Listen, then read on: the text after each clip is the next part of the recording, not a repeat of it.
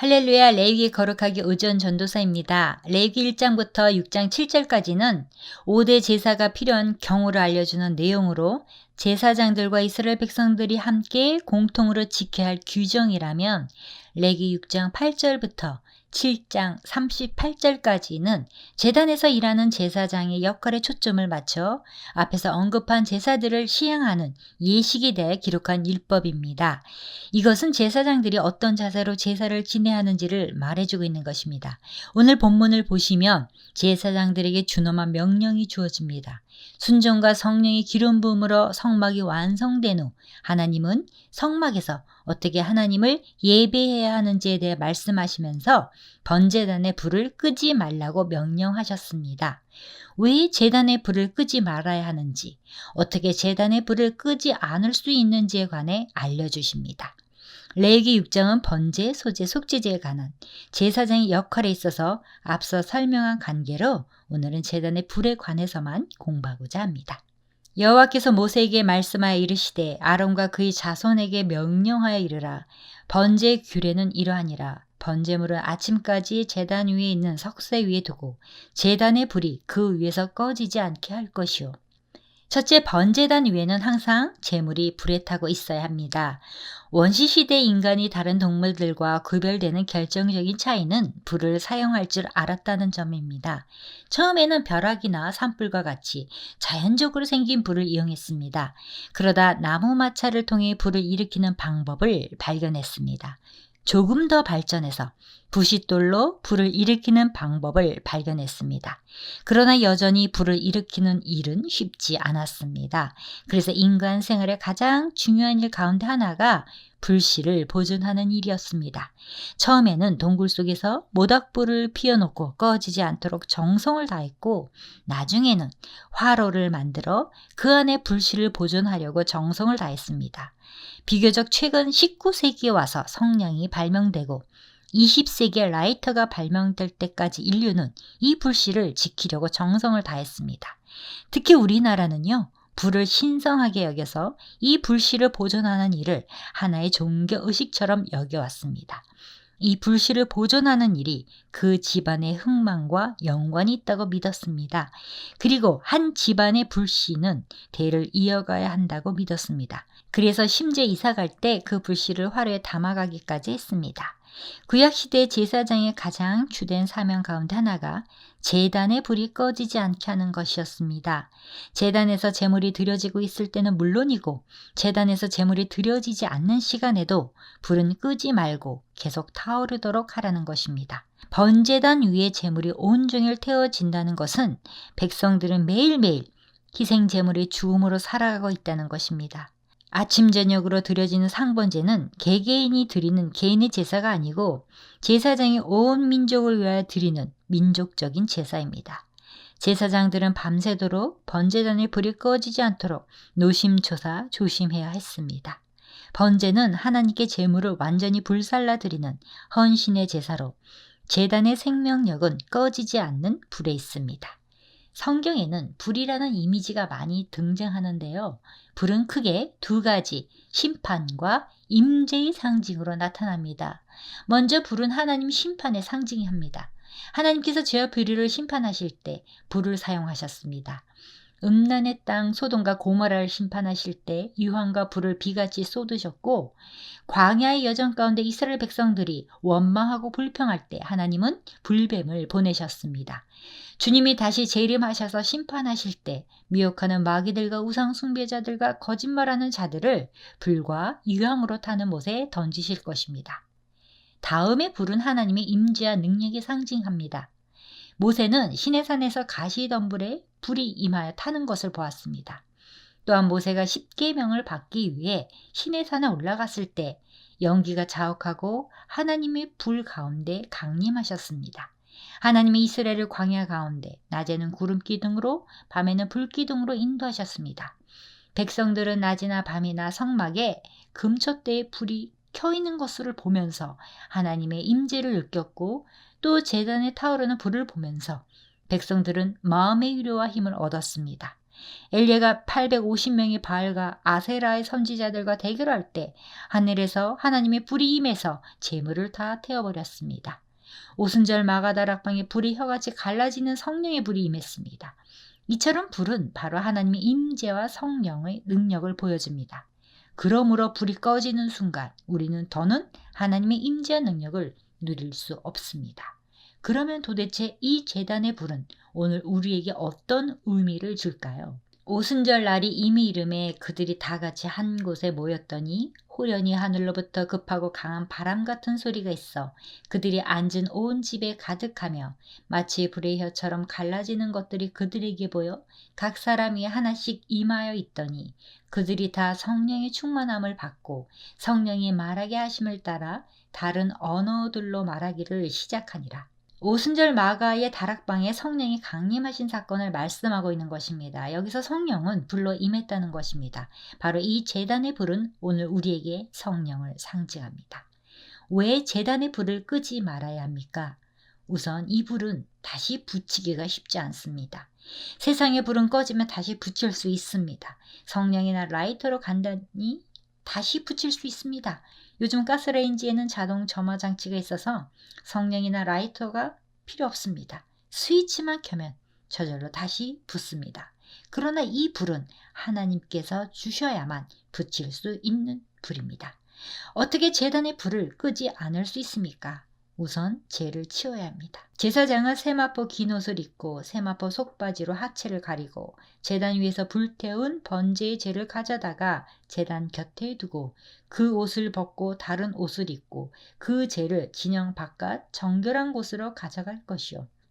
둘째, 제단에 점점 쌓여있는 재를 치우라는 말씀입니다. 10절부터 11절은 번제물을 아침까지 태우고 남은 재를 처리하는 방법에 관한 규정을 기록하고 있습니다. 번제단에서 태워진 재물의 재는 진 바깥에 버려야 합니다. 재들이 불이 활활 타오르는 것을 가로막습니다. 산소 공급을 가로막기 때문입니다. 한마디로 이 재는 불이 활활 타는 것을 가로막는 방해꾼입니다. 쉴 새 없이 제사가 계속됩니다. 타고 남은 재들이 산더미처럼 쌓여갑니다. 나무로 올려놓을 자리가 없습니다. 재물을 놓을 공간도 없습니다. 산소 공급은 말할 것도 없이 방해를 받습니다. 이 재를 치워야 합니다. 그래야 불을 꺼트리지 않고 활활 타게 할 수 있습니다.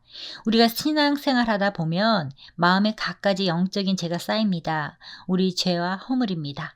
때로는 알면서도 죄를 짓습니다. 안 되는 줄 알면서도 또 때로는 나도 모르게 죄를 짓습니다. 죄를 치워야 합니다. 이런 죄들이 성령의 역사를 가로막습니다. 그대로 두면 점점 불이 약해져 불이 꺼져버리고 맙니다. 그래서 자기를 돌아봐야 합니다. 하나님 앞에 회개하며 철저하게 마음을 새롭게 해야 합니다. 이때 제사장들은 성막에서 제사를 지낼 때 입던 옷을 벗고 성막 밖에서 입던 옷을 갈아입고 진 밖으로 나가서 재를 버려야 합니다. 성막 안에서 입는 옷과 성막 바깥에 입는 옷이 다릅니다. 먼저 재를 치우는 제사장은 세마포 옷과 세마포 바지를 입고 자신의 몸을 잘 정돈하여 가린 상태로 번제단에 올라가도록 하고 있습니다. 이것은 출애굽기 20장 25절부터 26절에 제단에 오를 때에 하체가 드러나지 않도록 주의하게 했던 규정의 가르침입니다. 이런 하나님의 명령은 당시 고대 메소포타미아에서 이따금 벌어지는 성적으로 문란한 우상 숭배와는 현저하게 차이가 나는 모습입니다. 제사장은 고운 삼배로 만든 긴 겉옷과 속바지를 입고서 제사를 드립니다. 제사장의 고운 삼배 옷은 온몸을 가릴 수 있도록 통으로 짠 긴 옷입니다. 왜 성막 안에서 입는 옷과 성막 바깥에 입는 옷이 다를까요? 이것은 성과 속을 구별하는 것입니다. 성소 안의 거룩성을 지키기 위함이었습니다. 제사장의 고운 삼배 옷은 예수 그리스도의 거룩한 의의 옷을 상징합니다. 성도는 예수 그리스도로 옷 입고 육신의 일을 멀리해야 합니다. 어떻게 제단의 불을 끄지 않을 수 있습니까? 제단 위의 불은 항상 피워 꺼지지 않게 할지니 제사장은 아침마다 나무를 그 위에서 태우고 번제물을 그 위에 버려놓고 화목제의 기름을 그 위에서 불사를 찌며 불은 끊임이 없이 제단 위에 피워 꺼지지 않게 할지니라. 셋째, 아침마다 땔감을 계속 공급해야 합니다.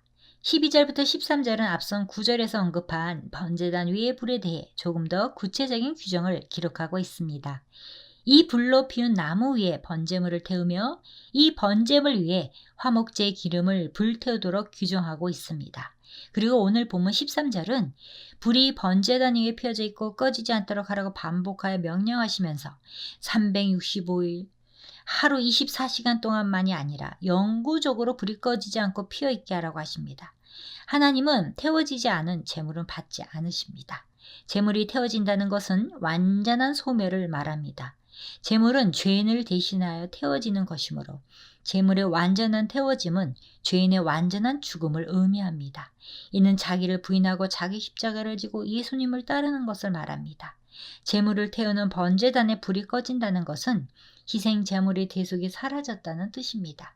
제물이 불에 태워짐으로 속죄가 이루어지는데요. 만약에 불이 꺼져서 제물을 태울 수가 없다면 그 제사는 무효가 되고는 맙니다. 제물이 불에 태워지지 않으면 온전한 제사가 이루어지지 않습니다. 왜냐하면 하나님은 제물이 불에 태워지는 향기를 흠양하시기 때문입니다. 따라서 번제의 영적 의미는 예수 그리스도가 생명을 온전히 바쳤다는 것을 의미합니다. 불이 꺼지지 않게 하기 위해서 나무를 올려놓아야 합니다. 나무는 아무 나무나 올려놓는 게 아니고 모양이 좋지 않거나 벌레가 먹은 것도 안 되고 좋은 것만 사용하였습니다. 여기서 나무는 무엇일까요? 나무는 예수 그리스도의 십자가를 상징합니다. 그리고 예수 그리스도 자체를 상징합니다. 더 나아가 예수 그리스도의 말씀을 상징합니다. 우리가 주님의 십자가를 바라볼 때 우리 마음이 뜨거워집니다. 우리가 예수님을 깊이 생각할 때 우리 마음이 뜨거워집니다. 우리가 말씀을 묵상할 때 우리 마음이 뜨거워집니다. 우리 심령 속에 성령의 불이 다시 불일 듯 일어납니다. 그러나 우리가 세상 일에 몰두하게 될 때 우리는 마음속에 성령의 불은 약화됩니다. 성령은 말씀의 영입니다. 우리가 말씀을 읽고 말씀을 듣고 말씀을 묵상할 때 성령은 우리 속에 불일 듯 일어나 뜨겁게 역사하십니다. 오늘도 우리 심령의 제단 위에 말씀을 놓아야 합니다. 계속 말씀을 공급해야 합니다. 번제단의 불이 꺼져서는 안 되는 이유는 끊임없이 하나님과 만남을 유지하기 위해서입니다. 제물에 대해 속죄케 하는 불이 하나님에게서 왔고 하나님의 영원한 임재를 상징하기 때문입니다. 이스라엘 백성들은 광야 여행 중 특별히 불 담는 그릇을 만들어 불씨를 이동하였습니다. 불씨를 보존하는 일은 많은 수고와 희생이 뒤따랐을 것입니다. 그러나 이 불이 꺼지면 제사를 드릴 수가 없습니다. 꺼져가는 등불은 끄지 아니하지만 꺼진 등불은 할 수가 없습니다. 이스라엘 민족의 가장 타락한 시기는 제단의 불이 꺼진 시기였습니다. 오늘 본문 레위기 6장 6절에서 13절을 통해서 하나님은 제단의 불을 끄지 말라고 3번에 걸쳐서 명령하고 계십니다. 레위기에서는 언급되지 않지만 느헤미야서 10장 34절에 또 우리 제사장들과 레위 사람들과 백성들이 제비 뽑아 각기 종류대로 해마다 정한 시기의 나무를 우리 하나님의 전에 바쳐 율법에 기록한 대로 우리 하나님 여호와의 제단에 사르게 하였고 또 정한 기한의 나무와 처음 익은 것을 드리게 하였사오니 내 하나님이여 나를 기억하사 복을 주옵소서라고 기록되어 있습니다. 이스라엘 12지파가 정해진 시기와 순서를 따라 이 나무들을 바치는 부분이 나옵니다. 이 제단 위의 불은 바벨론 포로 전까지 결코 꺼진 적이 없었다고 합니다. 불씨가 없어 제사를 지내지 못하면 하나님과의 교제가 끊어지는 것입니다. 출애굽기 27장 20절 이하에 보시면 성막 안에 등대불은 항상 밝히라고 말씀하셨습니다. 성막 밖의 번제단이나 성막 안의 등불은 똑같이 불이 꺼지면 안 됩니다. 불을 끄지 않는 것이 광야 같은 세상 속에서도 하나님이 공급하시는 힘과 능력으로 승리하는 비결입니다. 이러한 점을 놓고 생각해 보았을 때 우리는 우리 몸된 성전을 위해 기도하는 일을 멈춰서는 안 되고 하나님께서 우리 안에 허락하신 불을 유지하도록 노력해야 합니다. 마무리합니다. 신약을 사는 성도들은 우리 마음속에 계신 성령의 불이 꺼지지 않고 계속 타오를 수 있도록 해야 합니다. 제단의 불이 꺼지면 제사를 드릴 수 없어 결국 죄를 사함받지 못하고 하나님께 나아갈 수 없었던 것처럼 우리 마음속 성령의 불이 꺼지면 하나님과의 교제가 희미해지며 하나님께서 맡겨주신 사명을 감당할 수 없게 됩니다. 제단은 불이 꺼지지 않고 계속 타오를 때 그 본연의 역할을 감당할 수 있듯이 교회도 성령의 불이 꺼지지 않고 계속 타오를 때 하나님의 일을 제대로 감당할 수 있습니다. 성령의 불이 활활 타오르는 교회는 부흥합니다. 예배의 불이 타올라야 합니다. 성령의 불이 꺼지지 않게 하기 위해서는 예배 드리기를 쉬어서는 안 되는 것입니다. 기도의 불이 타올라야 합니다. 역대하 7장 1절에 보니 솔로몬이 기도하기를 마치니 하늘에서 불이 내려 성전이 충만하였다고 하였습니다. 말씀의 불이 타올라야 합니다. 말씀의 불이 꺼지면 방황할 수밖에 없고 성령의 불이 약해질 수밖에 없습니다.